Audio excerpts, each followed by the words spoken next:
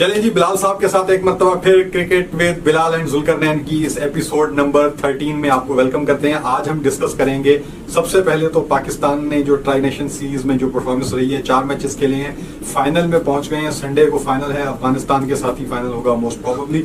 तो आपसे सबसे पहला क्वेश्चन बिलाल साहब मैं ये करूंगा, पहले तो आप बताइए कि आप कहाँ थे, आप क्रिकेट को आजकल कैसे देख रहे हैं, टाइम नहीं दे पाते, मसरूफ हैं, इस हवाले से कुछ बताइए। बस कुछ ऐसी कुछ पर्सनल रीजंस हैं, कुछ पर्सनल मसरूफियत है, इसमें काफी ज्यादा बिजी हैं, बस टाइम दे पाते, मेरे ख्याल से आप उस तरह से टाइम नहीं दे पा रहे हैं। बिल्कुल ऐसे ही, आपकी बात ठीक है। ऐसी हैं, कुछ बिजी हैं, कुछ हम कोशिश करेंगे फ्यूचर में रेगुलर कंटेंट आप लिए लेके आए और अच्छे से हर चीज के ऊपर। अभी एशिया कप आ रहा है, उस पर तो हम कोशिश करेंगे हम रेगुलरली अपडेट कुछ ना कुछ देते रहें, वो देखने का मजा भी होता है। बिल्कुल ऐसे ही है।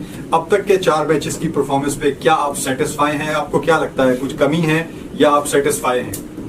मुझे जो इशू सबसे ज्यादा लग रहा है वो यही है कि मुझे तो पिछले अगर आप इरा देखेंगे वहां पे जो छोटी टीमों के खिलाफ किलर इंस्टिंक्ट थी ना, वो अभी तक वो डेवलप नहीं हो पाई जब से बाबर रिजवान आए हैं। और अब वो चले भी गए हैं, लेकिन फिर भी इनमें भी टाइम लगेगा। अभी भी अफगानिस्तान के खिलाफ इस तरह लगे, वरना ये इस तरह अफगानिस्तान यूएई की टीम है, इनको तो टिकने नहीं देते थे पुराने हमारे जो प्लेयर्स होते थे, बिल्कुल ऐसे ही जल्दी खत्म कर दिए। चले अफगानिस्तान काफी बेहतर हो गई हुई है, लेकिन इतनी भी नहीं कि आपको हर सीरीज में एक आध मैच हरा दे। और अगर आप उनकी बैटिंग भी देखें तो बैटिंग लाइन भी इतनी कोई स्ट्रॉन्ग नहीं, ज्यादातर सारे ऑलराउंडर्स ही हैं उनकी टीम के अंदर।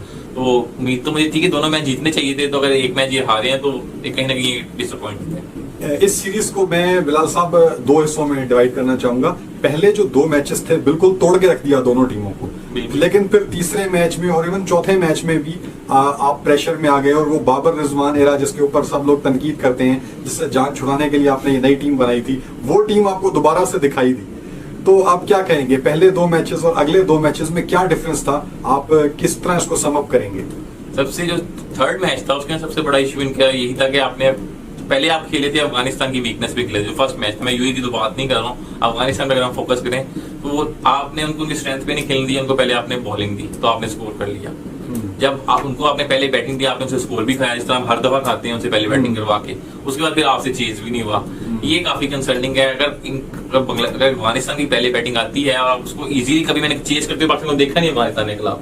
हमेशा अगर पाकिस्तान जीतता भी तो मैच वो फंसा है, चाहे वो 2019 जीता है, चेज करते हुए तो हमेशा फंस के जीता है, चाहे वो 2019 का वर्ल्ड कप हो, 2018 का एशिया कप का मैच हो।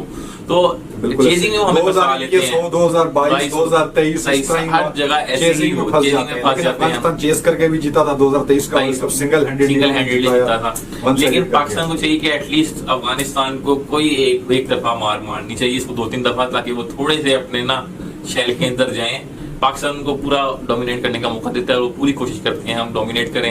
अब तो क्वेश्चन भी अजीब गरीब से आना शुरू हो गया कि they are the second best team in the Asia. बिल्कुल। तो अब इस पे देखें ना, कल चौथे मैच में भी ये बात चली जब पाकिस्तान के 80 पे 5 आउट हो गए, लेकिन फिर भी इवेंचुअली प्लेयर्स ने 171 कर लिया। लेकिन वहां पर ये बात हो रही थी कि ये यूएई की टीम थी, वीक टीम थी, जिसने मैच के पहले 15 ओवर डोमिनेट किया, लेकिन अपने इनएक्सपीरियंस की वजह से उसको कैश नहीं कर सके और एंड में आके बहुत ज्यादा रन खा गए, जिसकी वजह से पाकिस्तान एक बड़ा टोटल करने में कामयाब हुआ जो यूएई से नहीं चेज हो सका। लेकिन इसी स्कोर के ऊपर अफगानिस्तान थी, उसने पाकिस्तान को फंसा लिया था।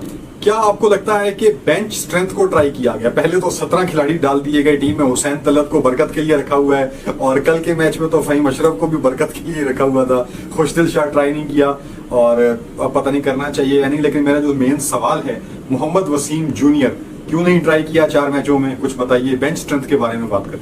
Bench strength I think so जो बैटिंग ऑर्डर है उसमें ज्यादा चेंजेस नहीं करना चाह रहे, उसी की तरह जाना चाह रहे। आई थिंक आपके लिए एशिया कप तो यही चलेगा, अनलेस एशिया कप में बहुत ज्यादा फिट नहीं जाते शुरू के मैचेस के अंदर, या बचत रहती है, अभी अलाइव रहेंगे टूर्नामेंट, फिर शायद तो चेंज कर ले। मेरे ख्याल इसी कॉम्बिनेशन के साथ जाएंगे। बाकी बॉलिंग के अंदर आई थिंक वो हारिस शहीन को रेस्ट देना चाह रहे थे अल्टरनेटली।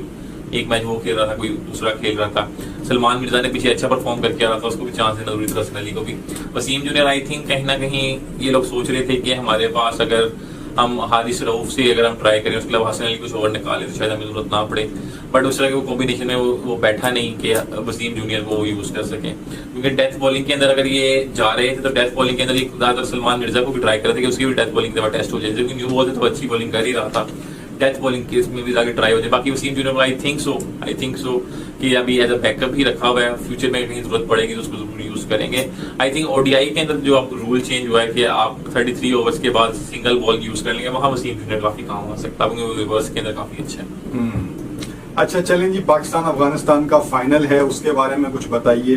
क्या अफगानिस्तान फाइनल में वो अफगानिस्तान होगी जो हमें सेकंड मैच में देखने को मिली, या वो अफगानिस्तान होगी जो पहले मैच में देखने को मिली? अफगानिस्तान का मैं शुरू से एक ही बात कहता हूँ, वो दो साइड ऑफ द कॉइन इधर आते हैं। अगर वो बैटिंग करते हैं पहले तो वो कुछ और तरह आते हैं, अगर बॉलिंग करते हैं तो कुछ और तरह आते हैं, कुछ और तरह आते हैं। तो अगर वो उनकी पहले बैटिंग आ गई तो पाकिस्तान के लिए मुश्किलात हो सकती हैं।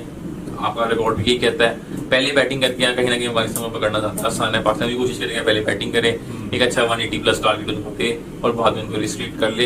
दोनों टीमों की यही कोशिश होगी। लेकिन मजे की बात, चैलेंज तो यही है कि अफगानिस्तान 170 180 करे और आप उसको कैसे चीज करते हैं। मजा उसी चीज का है, देखना भी मैं वही चाहता हूँ। बिल्कुल ऐसा ही है। लेट्स सी वो क्या होता है, क्या बात आपकी बिल्कुल ठीक है, मैं खुद यही देखना चाहूंगा। आखिरी क्वेश्चन है कि फखर जमान के ऊपर काफी देर से बादल छाए हुए थे, लेकिन फखर ने कल जिम्मेदारी का मुजाहरा किया। टीम तो यूएई की थी, लेकिन मैं समझता हूँ क्या फखर जमान की इस बारी को आप उनके जो उन्होंने 130 ऑड किया था न्यूजीलैंड के खिलाफ 2023 वर्ल्ड कप में, उसका इक्विवेलेंट रखना चाहेंगे या कहीं उसके आसपास रखेंगे, कंसीडरिंग के सिचुएशन इस तरह की थी कि आपकी टीम 110 के ऊपर भी ऑल आउट हो सकती थी? Actually stature of the match में बहुत ज्यादा फर्क है। वो एक बड़ा, एक क्या लेते हैं, इंटेंस मैच था, वो डू और डाई सिचुएशन वाला मैच था। एक ओपोनेंट भी हल्की थी और आपके सिचुएशन भी वैसी नहीं थी, आप टूर्नामेंट सेकंडली आउट भी नहीं हो रहे थे, तो उस तरह की तो नहीं थी। लेकिन काफी कल देर के बाद ऐसी देख के दिल को काफी खुशी हुई कि फखर जमान जो अभी लीग में तो काफी अच्छा कर रहे थे, लाहौर की तरफ से रेगुलर अच्छा टॉप स्कोरर बनते हैं, बट काफी देर से वो T20 के अंदर, इस इंटरनेशनल T20 में उस चीज को कन्वर्ट नहीं कर पा रहे थे।